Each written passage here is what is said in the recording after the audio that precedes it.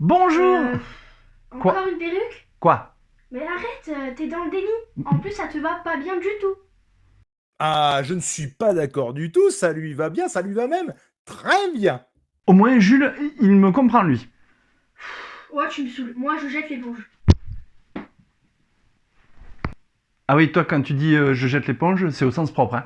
Ok, d'accord. Il n'y a plus de respect. Allez, générique.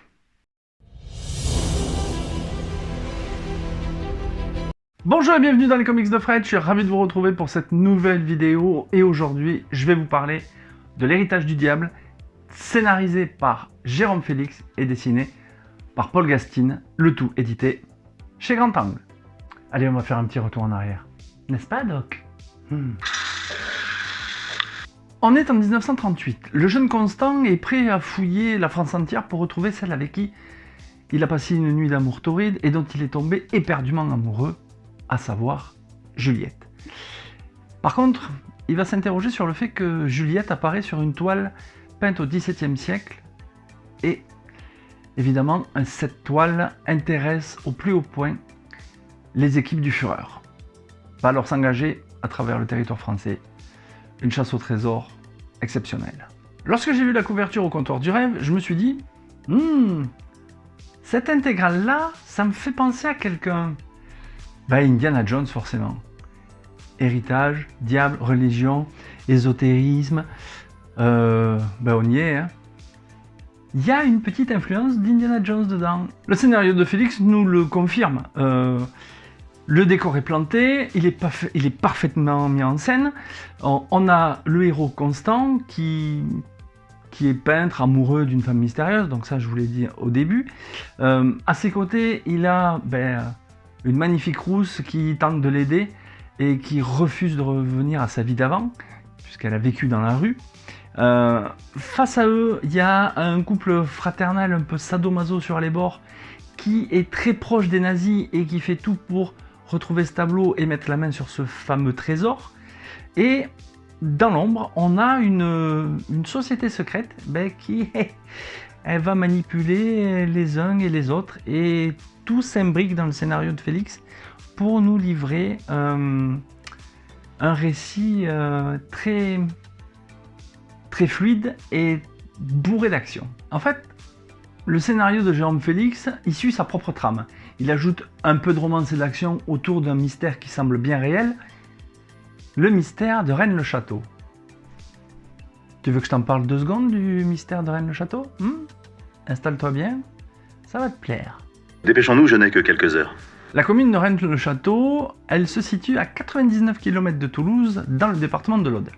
La commune est rendue célèbre par l'abbé Béranger Saunière, un de ses curés, et lequel vécut et officia dans la paroisse à la fin du 19e siècle et au début du 20e. Il entreprit à ses frais d'énormes travaux et d'embellissement de l'église et ses abords.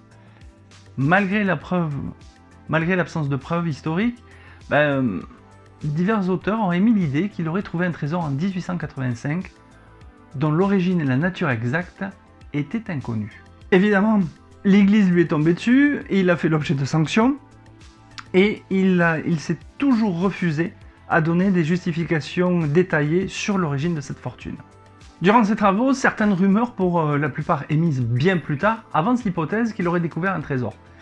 En fait, à ce jour, il n'y a aucune preuve matérielle comme quoi il aurait découvert de trésor. Le seul fait historique avéré qui serait lié à son enrichissement plus ou moins partiel est un trafic de messe. En gros, il aurait tapé dans la caisse et il aurait pillé quelques tomes du cimetière communal. La légende indique également que l'abbé aurait trouvé de mystérieux parchemins, mais la nature de ces hypothétiques découvertes on nourrit la légende de sa probable fortune et c'est à l'origine du mystère du trésor de l'abbé Saunière. Dès le début du récit, le scénariste il va jouer un petit peu avec nos nerfs, puisqu'il va cacher le véritable trésor au début de l'histoire. Les auteurs vont éluder la question d'un parchemin qui serait censé prouver l'existence du Christ et qui donnerait un pouvoir fantastique à celui qui le possède. J'ai trouvé que c'était une bonne chose, puisqu'on va retrouver ce parchemin au fil du récit, mais ce parchemin-là va délivrer un tout autre message.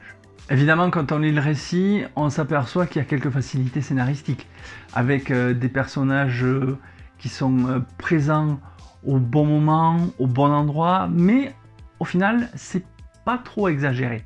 Félix, il nous propose un scénario accrocheur, qui est rythmé, le rythme de l'intrigue croît au fur et à mesure, on a l'action, les mystères et les personnages sont hyper bien travaillés, et l'action qu'il y a tout au long du récit, elle garantit notre attention.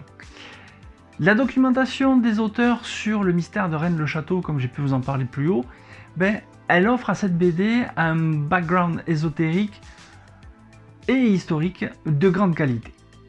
Concernant les dessins, bon, quand on voit cette couverture et cette police d'écriture, on se dit il y a réellement une influence d'Indiana Jones. Moi, ça me fait penser, cette police d'écriture, au titre des aventuriers de l'Arche perdue. Et franchement, Paul Gastine, pour cet album-là, il nous gratifie de dessins maîtrisés, dynamiques. On a des couleurs simples qui sont très réussies. Le trait de Gastine, il est précis, assumé, avec des décors fouillés. On a vraiment de jolis traits sur les visages. Même le personnage de Diane, que je vais essayer de vous retrouver, qui est ici. Au fil de l'histoire, elle devient de plus en plus glamour et c'est un des personnages que j'aime beaucoup dans l'histoire. Elle a ce style un peu garçon manqué. Elle est un peu badass et franchement, moi, c'est pas ça me déplaire. On a des dessins qui servent à 200% le récit. C'est juste magnifique. Voilà, moi j'ai beaucoup aimé le style de Gastine. Je sais qu'il a travaillé sur jusqu'au dernier un western toujours avec Jérôme Félix et il faut que je me le procure parce que c'est quelque chose, j'ai adoré leur style et franchement je pense que je vais aller de plus en plus voir ce qu'ils font. En tout cas, les dessins de l'Héritage du Diable sont juste fabuleux. Mon avis sur l'Héritage du Diable. J'ai pris un énorme plaisir à lire cette intégrale. J'ai trouvé que le boulot de Félix et Gastine était absolument génial, même s'il y a quelques facilités scénaristiques. Et j'ai envie de te dire, et alors, le plaisir, il est là. Le plaisir de lire un récit d'aventure, il est là et ça fait le job. Et moi qui suis un lecteur avide de récits d'aventure, moi ça m'a énormément plu. Donc si vous aimez le duo Félix-Gastine, je vous conseille l'intégrale L'Héritage du Diable. C'est édité donc chez Grand Angle, c'est une histoire complète. La mise en page, l'objet, il est superbement bien réalisé. Donc, si tu aimes l'aventure, l'ésotérisme et un soupçon d'Indiana Jones, ça, c'est fait pour toi. Voilà, cette vidéo est maintenant terminée. J'espère que ça vous a plu, que ça vous a donné envie de lire L'Héritage du Diable. N'hésitez pas à me dire en commentaire ce que vous en avez pensé. Et quant à nous, on se retrouve très bientôt pour une prochaine vidéo. En attendant, lisez des comics, des BD, c'est bon pour le moral. Ciao ciao!